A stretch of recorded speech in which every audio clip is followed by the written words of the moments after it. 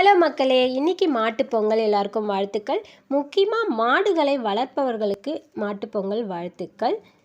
அவங்க இன்னைக்கு அவங்க மாடுகளை குளிப்பாட்டி அலங்காரம் செஞ்சு அந்த மாட்டுக்கு முன்னாடி பொங்கல் வச்சு வழிபாடு பண்ணுவாங்க.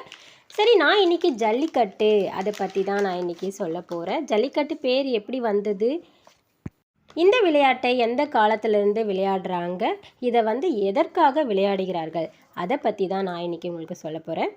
ஜல்லிக்கட்டு அதாவது சல்லிக்கட்டுன்ற பேர்ல இருந்து தான் இந்த ஜல்லிக்கட்டுன்ற பேர் வந்திருக்கு.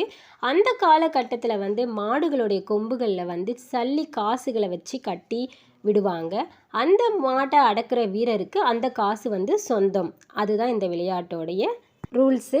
அப்படி தான் இந்த பேர் வந்திருக்கு. இந்த விளையாட்டு 3 வகைகளாக விளையாடப்படுகிறது. ஜல்லிக்கட்டு, மஞ்சு விரட்டு, வடம் ஜல்லிக்கட்டு. இது விளையாடுற முக்கியமான மாவட்டங்கள் பார்த்திங்கன்னா மதுரை, அவனியாபுரம், பீளமேடு, சிவகங்கை, புதுக்கோட்டை, அலங்காநல்லூர். இந்த மாவட்டங்களில் வருஷம் இது நடத்துகிறாங்க. இந்த விளையாட்டு கிமு 400லேருந்து இருக்குன்னு வரலாறு சொல்லுது. 1500 ஆண்டுகளுக்கு முன்னாடியே ஒரு சிலை கண்டெடுக்கப்பட்டது. அது என்னன்னு பார்த்தீங்கன்னா, ஒரு வீரர் ஒரு மாட்டை அடக்குவது போல சிந்து சமவெளி நாகரிகத்தில் அது கண்டெடுக்கப்பட்டது.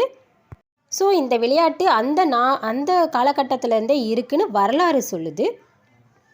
இந்த விளையாட்டை எல்லாருமே விளையாட முடியாது. சிறந்த வீரமும் தைரியமும் பொருந்திய ஒருத்தரால் மட்டும்தான் இந்த விளையாட்டை விளையாட முடியும்.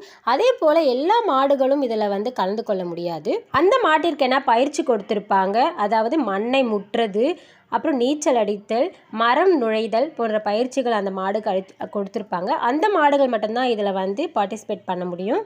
ஓகே மக்களே, எனக்கு தெரிஞ்ச ஜல்லிக்கட்டு விஷயங்களை பற்றி நான் உங்கள் கூட ஷேர் பண்ணியிருக்கேன். உங்களுக்கு பிடிச்சிருந்ததுன்னா ஷேர் பண்ணுங்கள், சப்ஸ்கிரைப் பண்ணுங்கள். தேங்க்யூ.